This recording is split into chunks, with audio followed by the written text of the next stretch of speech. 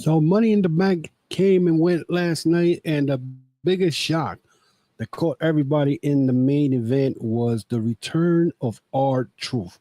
I'm going to give you my take on that and how is Triple H right now taking a big L because of this. Also, we're going to be talking about TKO $3.7 billion death that no one knew about it until it was announced last week.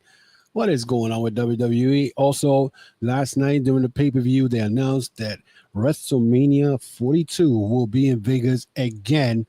And I don't know why, but they could have just done it somewhere else. But it looks like TKO is trying to make WWE look like UFC because for the second year, they will be in Vegas next year. So let's start our episode. Let's pop this and let's keep it. Let's get it going. This is the moment we've all been waiting for the thousands in attendance and the millions watching around the world. Ladies and gentlemen, let's get ready to rumble!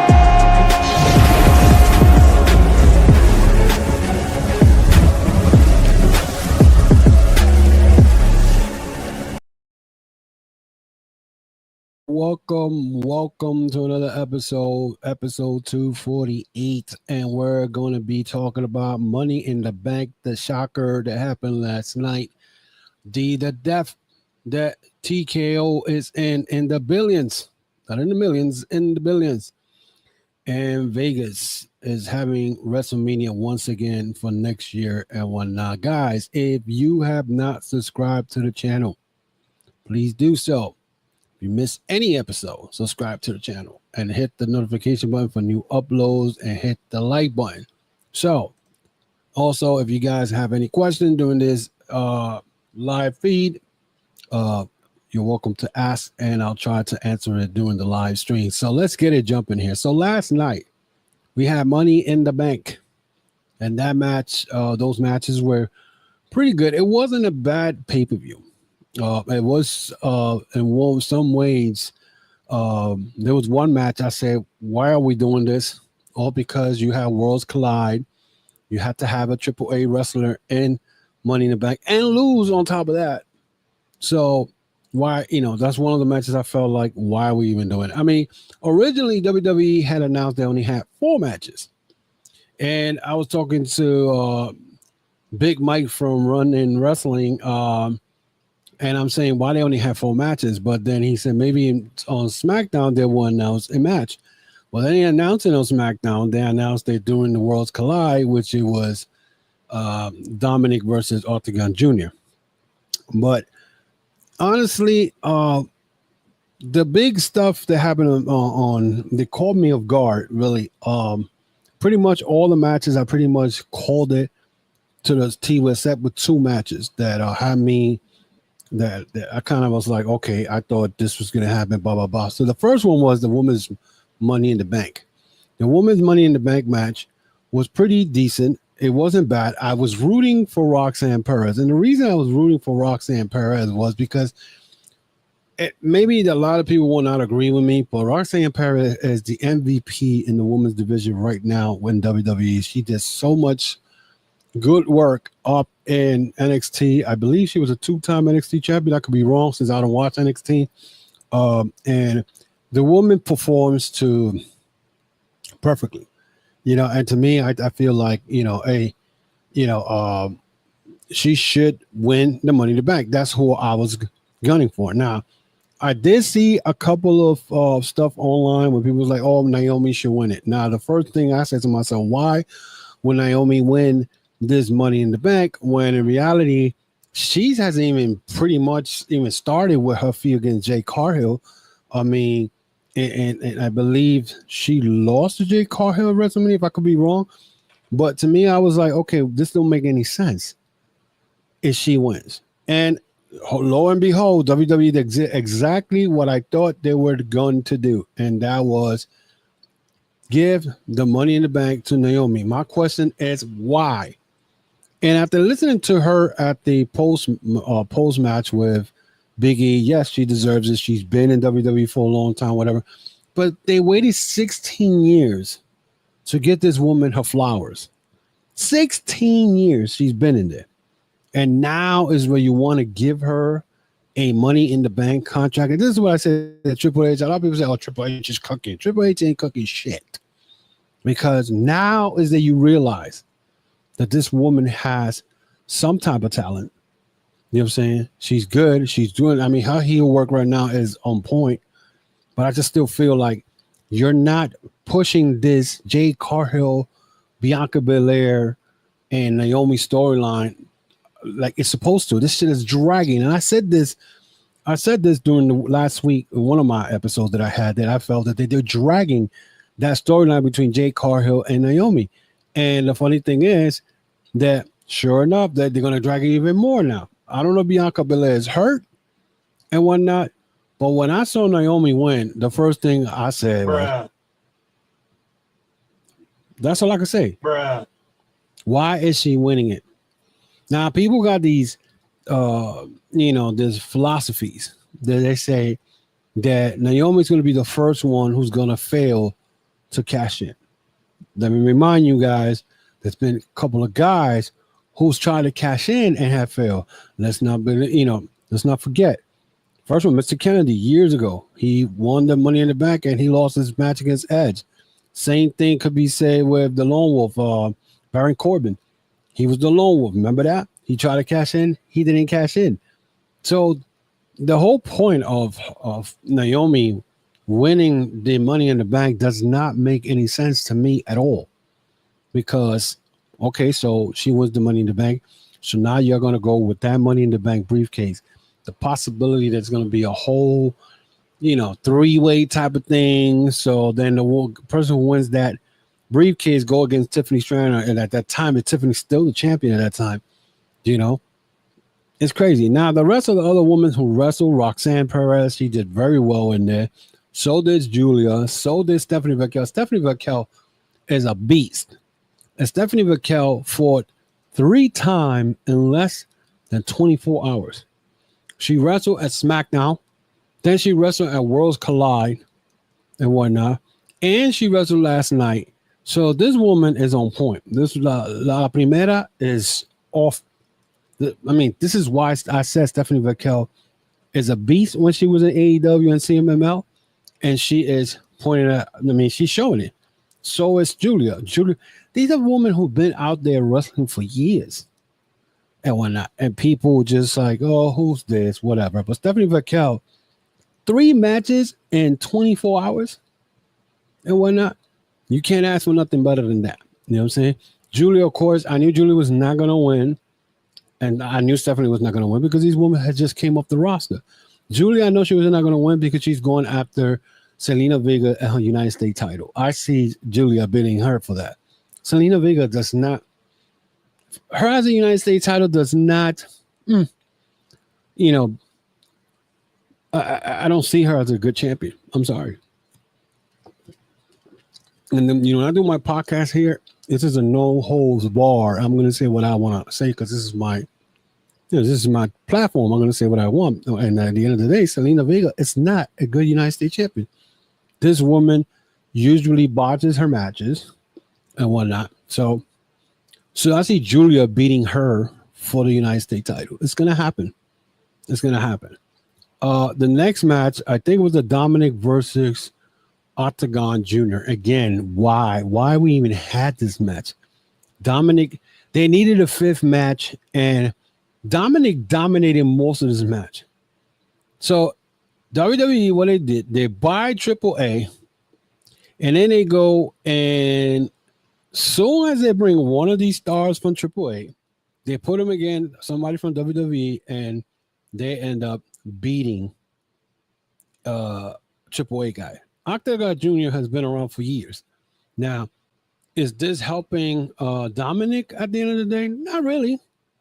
Because, you expect Dominic to dominate Octagon Jr. Octagon Jr. has been around since freaking 1990-something. It's been around wrestling for like 30-something years. These Mexican wrestlers start very early. So they've been around wrestling for many, many years. But it was just a cool-off period after the woman's Money in the Bank type thing. Where's my phone? So to me, that was more of a match where, let's give the fans this so they could calm down after that. Like I said, after that woman's Money in the Bank match, it was pretty good, the Money in the Bank match for the woman. But to me, it's like, what's the deal? Why would you put this match?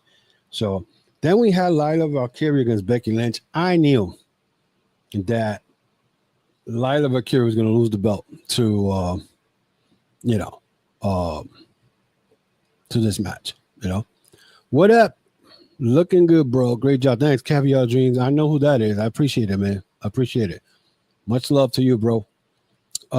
So the Lila Valkyria and the Becky Lynch match, I already knew that Becky Lynch was going to win it because she lost to her, if I believe was Backlash. And Valkyria, and I mean, these two women, when they get in that ring, their chemistry is incredible. And Valkyria shows me that she could hang with anybody in WWE. Maybe they move her from the Intercontinental belt to the World Title belt. She'll go out there and do her thing. Same thing. Becky Lynch right now, I thought when she won the belt last night, she's a Grand Slam champion. Not really, because she just won the Intercontinental belt. She is missing the United States title to be a Grand Slam champion.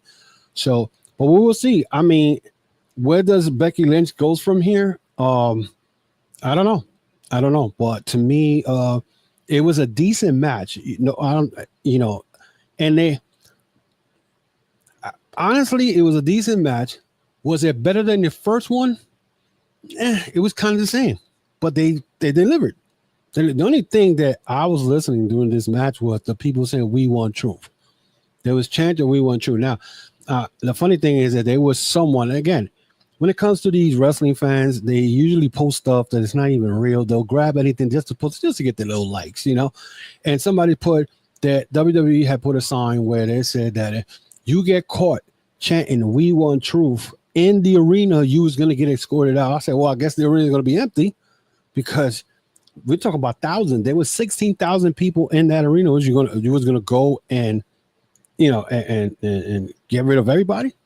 The arena looked like it wasn't even sold out. They were lying. They told me they were sold out. It wasn't. When the minute the show started, it looked empty. So the fact that people were chanting "We want truth" shows you that people were still pissed off about R-Truth not being resigned by WWE. So, and it kind of like when it comes to the matches, especially Lila Valkyria and Becky Lynch match, and when you hear those chants, it looks to tell you that these people are not enjoying that match. But that match was good. So I don't know why they even want to do that. But the match was pretty good. You can't. It lived up to the hype. So. The next match was the men's Money in the Bank.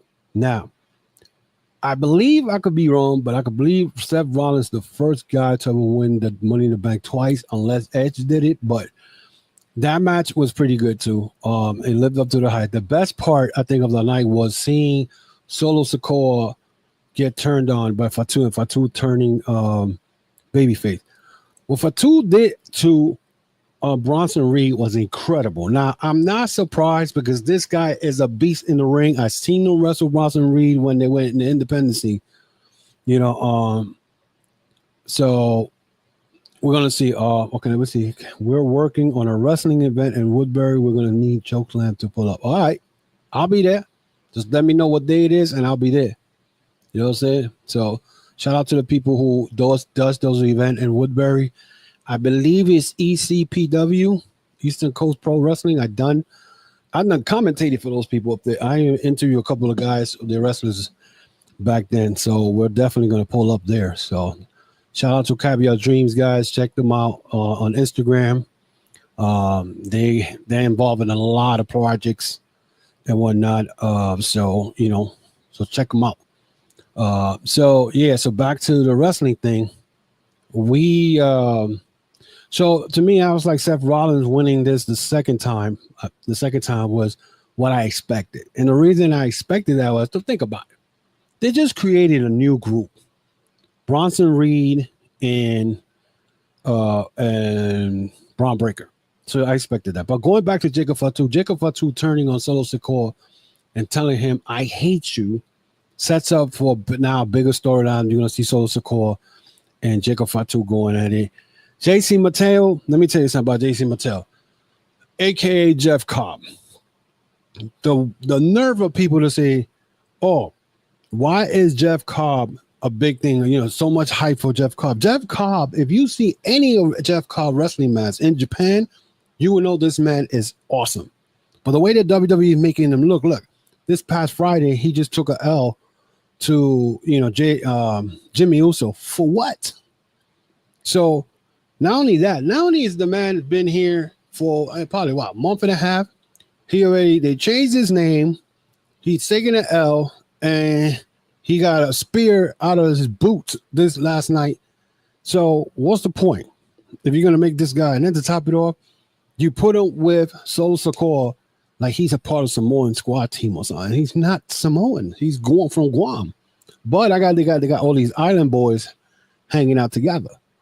But now, where does this go? Because now it's going to be Solo Sikoa against Jacob Fatu, probably JC Mateo interfering in the match, costing Jacob Fatu the United States champion.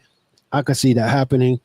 But back to the Money in the Bank men's match, there was a lot of people also disappointed that LA Knight did not win. Why are people still thinking that LA Knight is going to win Money in the Bank or he's going to win a world title? He's not doing either all those things at all, because he already had his run for the world title. You know what I'm saying? He had his run, and he didn't win the title. You know what I'm saying? Same thing with him trying to win the Money in the Bank. This is a second, third year in a row that he doesn't win. If he's not gonna win, get over it. He's not gonna win. Okay. WWE is not pushing LA Knight anymore. Okay. And by the way, in case you guys haven't seen some of my podcasts from the past, I spoke about this. Triple H is not big on LA Knight. From what I heard in the back, or from what I heard reports from Kevin Nash, out of all people, that Triple H was not fun, or not font, or whatever you want to call it. Not too crazy of a fan of LA Knight, because he rubs people the wrong way. And when you start rubbing people in the wrong way, that's what happened. What's up, Herb? You know what I'm saying? You start rubbing the people the wrong way, you're not going to get over. They're not going to give you your Money in the Bank. They're not going to give you your title shot. It's not happening. People need to get over it. LA Knight's not winning the world title. Ever. It's not happening. But the thing is with the WWE Universe, they think that if a guy does a good promo and he's good at the mic, he's world champion material. If that was the case, you remember Enzo Amore? He was great in the mic, but he was not world champion. He can't even wrestle. Let's be real. But some of you guys take it to heart, and then you get mad. Talking about, why is LA Knight not winning the title? And Seth Rollins winning the Money in the Bank briefcase was the right thing to do, because right now he's going to be the guy who's going to be out trying to control wrestling. Now you got John Cena, and now you got and Jey Uso. Those two guys have to watch their back, because Seth Rollins could cash in on any of those guys. You know what I'm saying? On any of those guys. But you guys want LA Knight.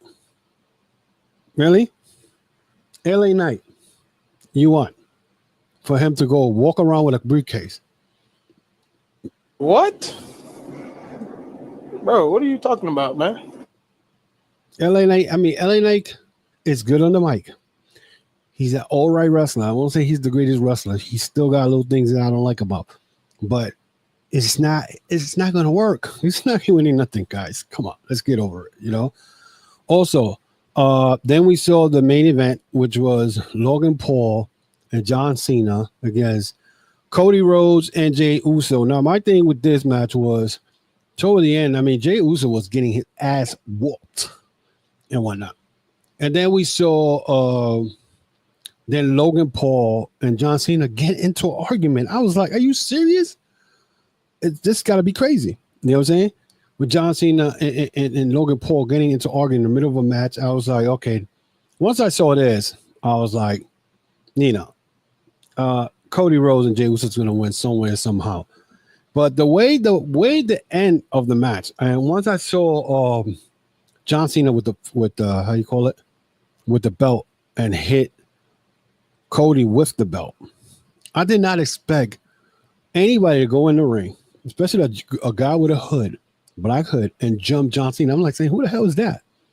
And lo and behold, it was R-Truth. The place went crazy. I was like, wow, what just happened here? What did we get worked? Was this all a lie? He never got fired. Well, he never got fired to begin with. I already said that. They're not gonna, he's finishing up his contract because, once he finished his contract, he wasn't gonna get re-signed anyway. Well, turns out that R-Truth was signed and whatnot because here's the crazy part. I found this out through Wrestle Talk this morning. So originally, we know that R-Truth last week was told that he wasn't going to get re-signed. That after his contract is over, whatever. He posted it on X talking about he wasn't going to come back because he got let go. But here's the crazy part that many people may not know. Apparently, there was some type of work, and I guess because of not work as far this was work, it wasn't a work. Nick Khan wanted R-Truth back. Triple H apparently probably did not want him back because according to Wrestle Talk, they said that Nick Khan was the one who got in contact with R-Truth because I guess Triple H was trying to negotiate whatever. Nick Khan was the one who got involved in this, was able to resign R-Truth in the last 72 hours. Now, this is like 3 days ago. So I guess in 3 days they were negotiating something, and then all of a sudden there was a sign. But now he's not coming as R-Truth, he's coming as Ron Killings. You know what I'm saying? So my thing is, Triple H did not care how the fans felt because, first of all, you let go of a veteran who's been there for 17 years. It's been 17 years he's been with WWE. Okay? And you let him go when they didn't care or nothing. So basically, this probably was a Triple H move because I kept saying it wasn't a Triple H move last week because I'm like, it has to be about money and whatnot. There were reports saying that this last contract that Truth had was too much money for a guy who was not being used. So that was the word around during the week. Now all of a sudden, if that's the case, why would they bring him back? Well, a lot of people felt, not only that, they felt that they felt the wrath of the roster because a lot of people were pissed off and whatnot, and people were not too happy that he got let go. Now, Miz was one guy that he went supposedly took everything off WWE. So I don't know. Now all of a sudden they brought him back. R-Truth, now he's saying no, that's not, people need to stop looking through social media or whatever. No, you're saying that now because you know for a fact that you was pissed off because they let R-Truth go. You know what I'm saying? Also, they asked Triple H about R-Truth being signing or whatever. He tried to ignore the question, talking about, did you like the show? That's the way the show goes, So pretty much he didn't, he didn't answer no question. But it turns out he was pissed off because Nick Khan got involved and brought R-Truth back. So meaning that, look, at the end of the day, there was even word that Triple H and The Rock are clashing and whatnot. And it's even, I think Jonathan Coachman claims that Triple H may not be around within 2 years. The Rock may take over. And it might happen because The Rock and Nick Khan go way back. They went to school together. Okay, they were even thinking about buying WWE back in the days before TKO came in and took over. And, they pretty much, they took over. They're going to take over. They're going to take over. I can see it. If either that or not. But that's the way. That's my take on Money in the Bank. So let's jump on this TKO $3.7 million debt. Now, when I saw this, I said to myself, this is crazy. How the hell is TKO is owned by TKO? WWE is owned by TKO. How is it that TKO is on $3.7 billion in debt? Now, it's funny because this time last year, I remember all these AEW trolls talking about how Warner Brother was in debt $47 billion, something to that extent. Now, all of a sudden, $3.7 billion in TKOs in debt that includes WWE. And everybody's saying, how the hell is that happening when WWE is making money? Well, what is TKO is doing with that money? You know what I'm saying? And I mean, all you gotta look at what the announcement last night. TKO is trying to make WWE like UFC.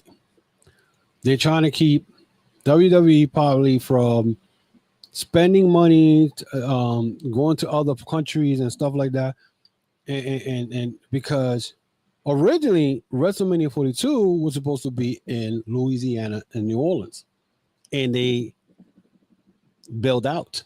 Now the question is why? But now we know they're $3.7 billion in debt. I don't think that has nothing to do with it, but why they in debt? Vince McMahon selling WWE to TKO, was that a mistake? Because now, if they can't get out of this debt, most likely a lot of these wrestlers who are not being used, who got big contracts, may be let go. They even went as far as talking about his Roman Reigns, because Roman Reigns has a $20 million, you think a $20 million a year contract. And that might get reduced because of the simple fact the man doesn't show up all the time. He doesn't wrestle every week. I mean, he hasn't been. When was the last time you saw Roman Reigns? I believe it was SummerSlam. WrestleMania. That was the last time you saw Roman Reigns. So that contract could be worked out, and because let's be realistic, Roman's leaving in 2 years. He already said he's going to retire in 2 years. So I still don't get how TKO is in depth, $3.7 billion. And listen, and don't be surprised if somebody like Turkey, the guy at Turkey from Top Rank Boxing, goes and buys WWE, because remember, before the WWE was sold, they were talking about selling the company to the Saudis. This is what they were talking about. And all of a sudden now they're in debt for $3.7 billion and whatnot. And since I'm already here talking about the whole Vegas, they're bringing WrestleMania, I might as well just talk all about that, because they're not even trying to go to another place to do WrestleMania. They're doing it again in Vegas, and people were pissed off because supposedly in this WrestleMania there was not a lot of things that people could enjoy for free. Everything people had to pay a lot of money. You know what I'm saying? And listen, I don't know what the hell is going on with TKO, and I don't know what's going on with WWE. But there's a lot of problems, and people are acting like there's nothing wrong. You know what I'm saying? I mean, Triple H right now is getting called out by podcasters, calling him a racist because of a remark he made a couple of months ago, talking about he don't see color and whatnot. Apparently he does, because he gave Naomi the Money in the Bank for her becoming the first black woman to win Money in the Bank briefcase. You know what I'm saying? And so I don't know. It's funny how that happens as soon as he's being called out for that. You know what I'm saying? And the fact that Triple H right now is lying his ass off when it comes to the R-Truth situation.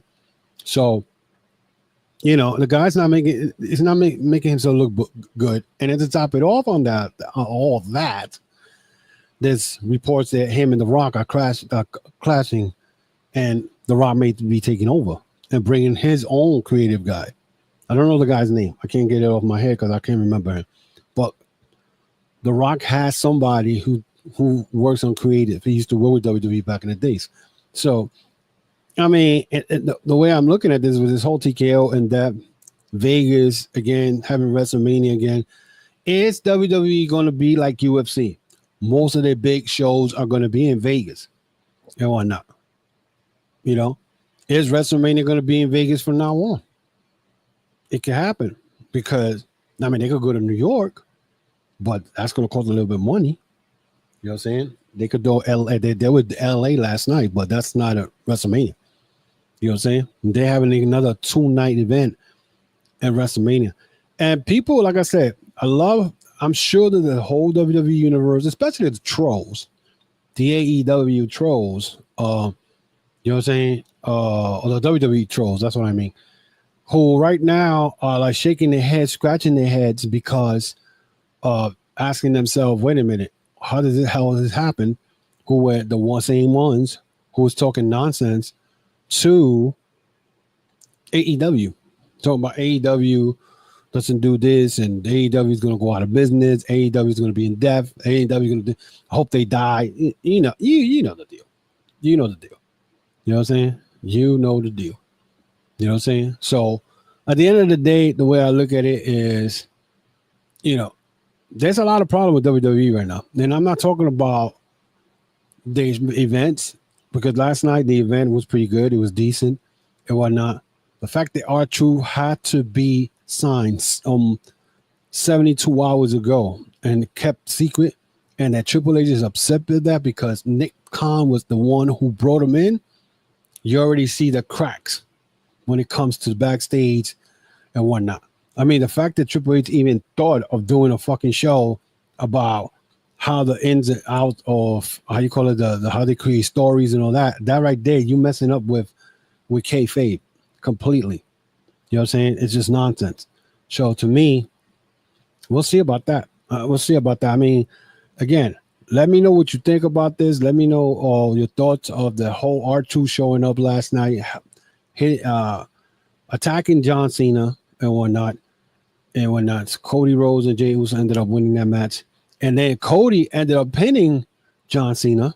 So we already know John Cena may not have that belt, maybe by SummerSlam. I was saying that he's going to keep that belt till SummerSlam unless he Night of Champions is coming up next, and it's in Saudi. Who he's going to wrestle Night of Champions, who knows? Maybe he'll give another title shot to Ron Killings. Maybe he gives him a title shot. I may not say another because the first one wasn't a title shot. It was a one-on-one situation. So at the end of the day, you know, it's that's gonna happen. Now with the Seth Rollins winning the Money in the Bank, both champions for both brands is gonna have to have the, you know, looking behind their back, because first of all, Jey Uso is about to wrestle Gunther, and if Gunther, I see Gunther winning the belt on Monday. I don't know. Jey Uso right now, yeah, he's popular coming out, but is he bringing in the money? That's what matters. Is he the one bringing the money? And already Rikishi was bitching and moaning that Jey Uso was teaming up with Cody Rhodes when he just beat Logan Paul. He's the world champion, and he's another one that's constantly complaining. And then what else?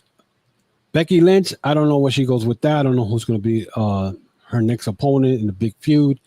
Naomi, again, wasn't the biggest for me. It wasn't the biggest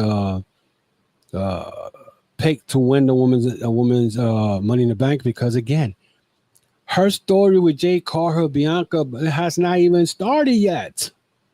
So why this woman's getting entitled? And if you're gonna have that briefcase going back and forth in circle between these three women just to get a shot at the world champion, is stupid. Does that I did not agree last night with.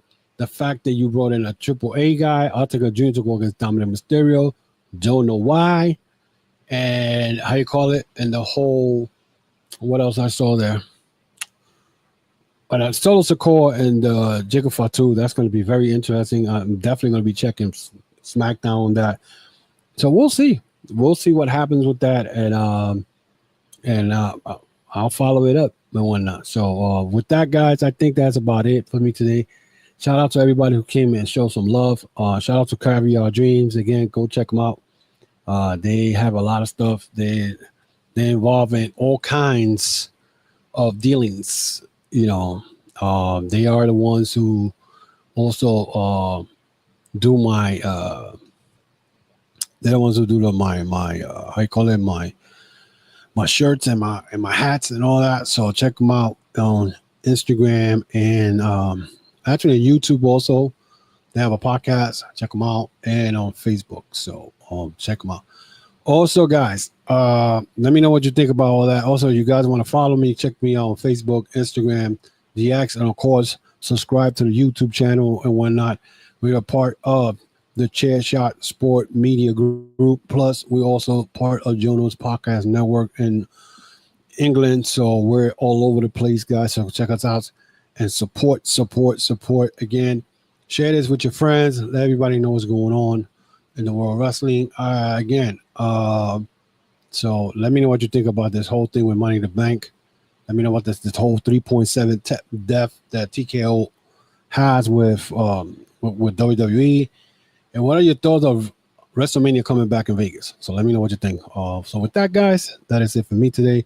And we'll see each other during the week. Until then, peace.